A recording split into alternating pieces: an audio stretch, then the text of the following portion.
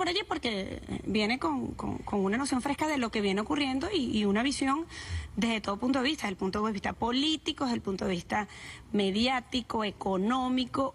¿Qué se está viviendo en Colombia en este momento? Bueno, en primer lugar, cuando empezó la crisis colombo-venezolana de la frontera, el cierre de la frontera, lo primero que vimos fue los medios de comunicación que salieron a descalificar la política soberana que tomó el presidente de la República, Nicolás Maduro, y tratar de llevarlo a que el presidente estaba extralimitando el derecho internacional, violando los derechos humanos y que estaba totalmente atacando a una población inerme aparentemente y que merecía ser llevado. Primero, ahora ese discurso se mantiene desde ese momento. Se ha mantenido, han pasado 21 días. Y oía periodistas tales como Darío Arizmendi en Caracol, donde decía el dictador Maduro con su banda han tomado estas medidas y mostraban precisamente las casuchas y los ranchos que fueron precisamente que fueron tumbados o que fueron atacados precisamente porque estaban al servicio del contrabando y de otros fines que no sabemos todavía, que llegará el momento en que aquí se dará claridad por qué razones se hicieron esas medidas y es importante. Y los deportados los presentaban como si fuera una actitud inhumana, como si nunca se hubiera hecho en ninguna parte del mundo y que el presidente Maduro era un nazi. Ahora, ha dicho el presidente Juan Manuel Santos que va a ayudar a esas personas que se han trasladado a Colombia. ¿Hay políticas suficientes o las políticas sociales en Colombia dan para poder ayudar a quienes se movilizan en este momento hacia Colombia, pero que en un momento político de ese país salieron? Bueno, en primer lugar vimos que los deportados, el país está haciendo improvisaciones y los mismos veedores de los derechos humanos lo han dicho, que no son asilos, no son sitios realmente adecuados para un refugio, sino que son improvisación. Segundo lugar, hay una salida del país que el mismo Estado, si el presidente, cuando llegó a la frontera, el presidente colombiano Santos les dijo a todos los colombianos, bienvenido todo el que quiera venir, y el colombiano precisamente, que no es deportado, que no estaba ahí, comenzó a entrar al país porque aparentemente Colombia les estaba dando una oportunidad de regresar a su patria y que los iban a ayudar. Entonces se presentó ese éxodo aparente, entre comillas, y realmente los medios a eso lo han llamado los deportados y expulsados, dice, de Venezuela, que también ese es otro error mediático para hacer ver que el país está expulsando. No, señor, se están yendo voluntariamente, que eso es porque el presidente también les hizo un llamado y todas las autoridades de Colombia les hicieron un llamado que él quisiera venir, lo iban a ayudar, que bienvenido todos los colombianos, y eso es una política que quizás el Estado la está improvisando y consideramos que por eso fue ese flujo por el río y muestran las imágenes del río a toda hora, más no como si eso fuera una política que estuviera desarrollando el Estado venezolano. Es decir, hacen ver mediáticamente hechos que no son los reales. Y eso. Ahora, Félix, ilustrarle a la audiencia venezolana de televisión lo que ocurre en la frontera con Venezuela, pero que no ocurre lo mismo en la frontera de Colombia con Ecuador. ¿Por qué? Eso me sorprende y eso es lo que estamos hablando ahorita precisamente. Tenemos un tipo de cambio con Ecuador que es el dólar y se cambia a precio de 3.100, 2.900, lo que tengan las casas de cambio. Y aquí en Colombia, aquí en la parte fronteriza con Venezuela, el tipo de cambio es 6.30.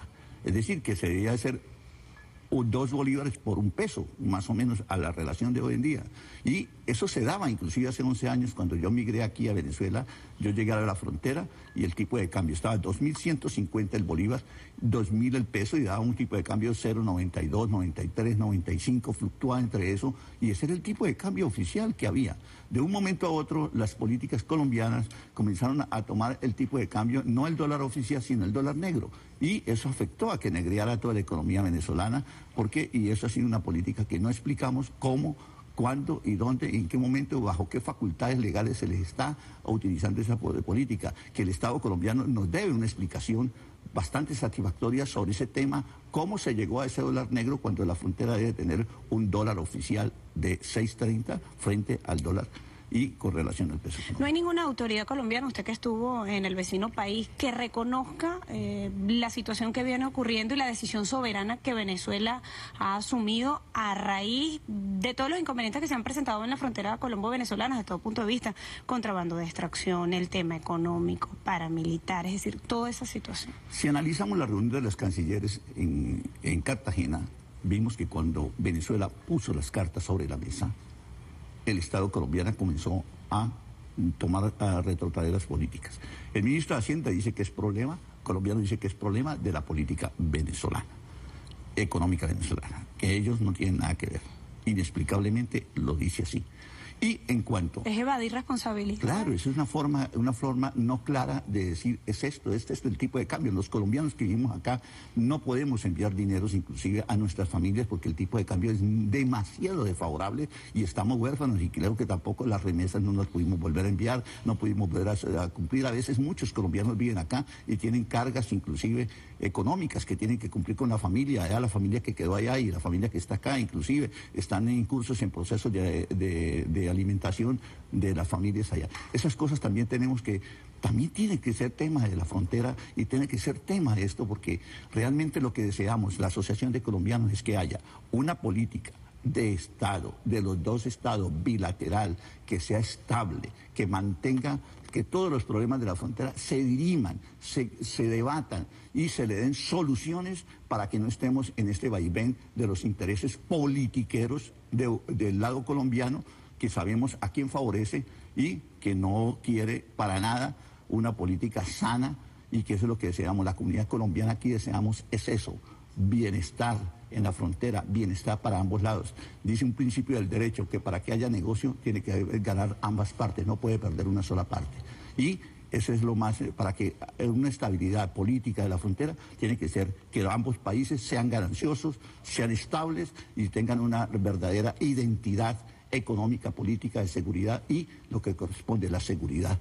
Lo del paramilitarismo y todas estas cosas se deben llegar a que los jefes de Estado y los medios de comunicación silenciarse, tanta opinión encontrada en contra del presidente Maduro, porque el ataque es al presidente Maduro completamente y a los ministros y a toda la política desde Colombia ya, y eso es lo que queremos también aquí denunciar, que los medios colombianos no han sido lo supremamente justos con todo lo que el Estado venezolano ha hecho por la comunidad colombiana, que nosotros aquí los que vivimos tenemos una gratitud inmensa hacia Venezuela, porque en momentos críticos en que muchos se vieron expulsados por la parte económica, y esos sí son expulsados por la parte de la violencia en Colombia, de todos los actores del conflicto. No vale la pena mencionarlos más porque eso es un conflicto que viene de hace muchos años y Venezuela, y máxime en la política del presidente Hugo Rafael Chávez Frías con la misión Identidad,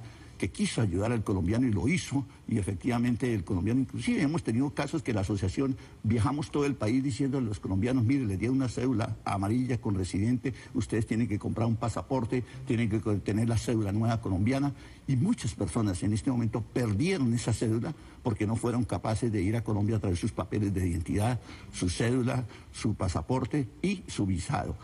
Viajamos todo el país. La asociación tiene presencia en 22 estados. ¿Ustedes han tenido contacto, conversaciones con quienes se han movilizado hacia Colombia? Bueno, yo llegué ¿Como asociación? Como asociación en este momento no lo hemos hecho porque consideramos que esto es una política de Estado.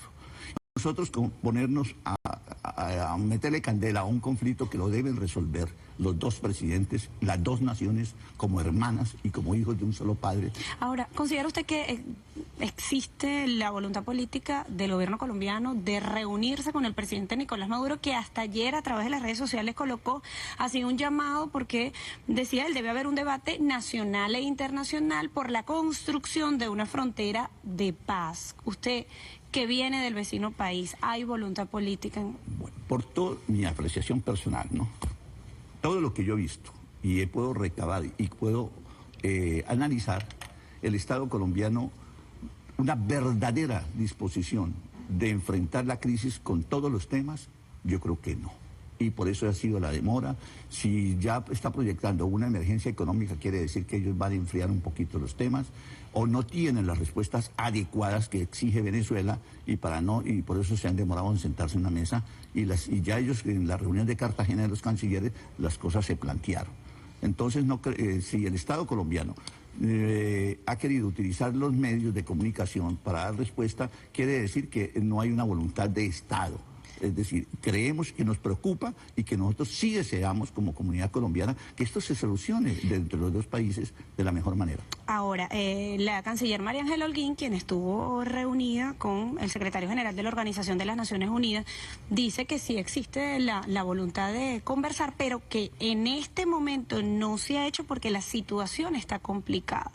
Ahora, una situación como ellos evalúan complicada, sería el mejor momento para consolidar una reunión sin poner condiciones, porque cuando se quiere hablar de paz, de resolver conflictos, de países hermanos, no deben haber condiciones en una mesa de diálogo, de discusión sana en beneficio de ambas naciones, pero han colocado ellos muchísimas condiciones para que se pueda consolidar un diálogo.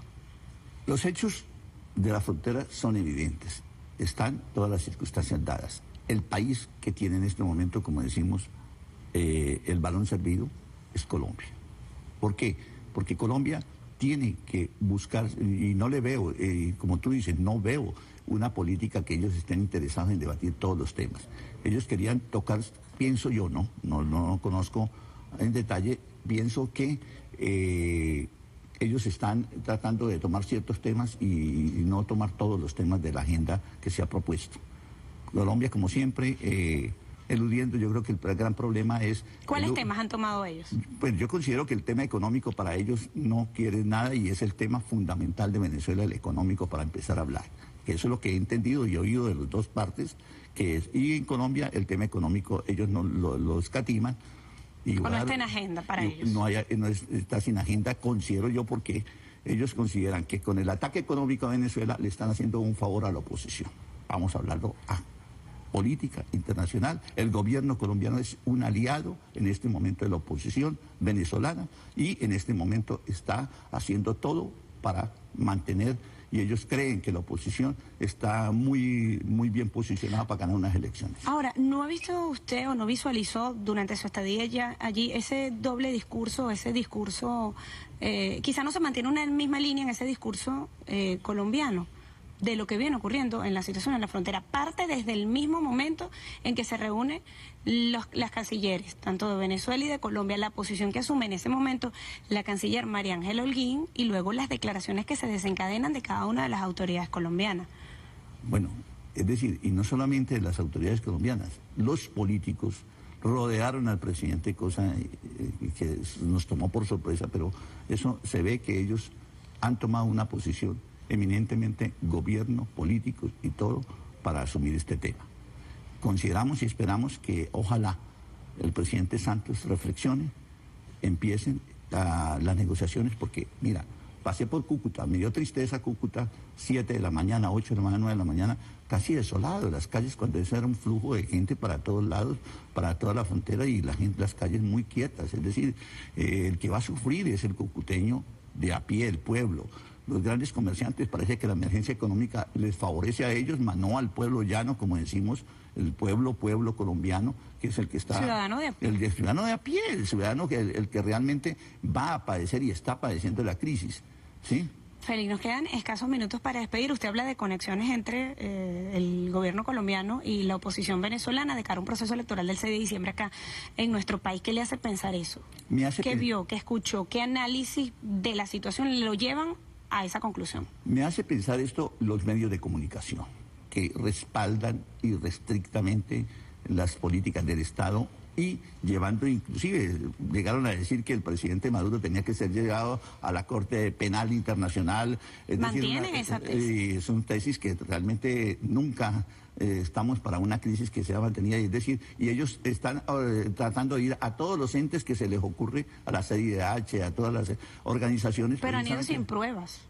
Es que ese es el problema que tienen ellos. Ellos allá fabrican las pruebas, como ya sabemos, por otras causas, y cogen, al deportado lo someten a veces a interrogatorios que no se compadecen con la realidad. Cuando hay un proceso de deportación, tenemos que ser claros que tú llevas la persona a la entidad de receptora de la deportación y ahí firman un documento donde queda cómo se le trató, cómo se hizo las causas de la deportación y el estado de salud y todas las cosas firman, y ahí firma también la persona que ha sido deportada y que manifiesta entonces, es decir, no han mostrado las pruebas que ante la migración Colombia se les haya dicho: aquí está, este señor fue maltratado, esta persona presentó esta queja en el momento de la deportación. Después vienen muchas cosas, se han tejido muchas cosas. No sabemos que todo eso es como una novela de García Márquez. Ahora, Félix, tenemos que despedir esta conversación. Yo quiero que usted le envíe un mensaje a los colombianos y las colombianas que están en nuestro país, que acá han conseguido viviendas, trabajos dignos, educación, salud gratuita. ¿Cuál es ese mensaje para ellos? En este momento, como colombianos residentes en Venezuela, tenemos que rodear al gobierno venezolano que nos ha dado la oportunidad que nuestro país nos ha negado. Es decir, la educación para nuestros hijos, el trabajo, la oportunidad de vivir tranquilamente, y que muchos de ellos migraron en un momento de desespero, de sin esperanza, y aquí han encontrado esperanza, y les decimos: después de la tempestad viene la calma, tenemos que tener paciencia, no caer en esas provocaciones, no caer, y ojalá que la prensa colombiana deponga esas armas de agresión hacia el presidente Maduro y mantenga el equilibrio, y el gobierno colombiano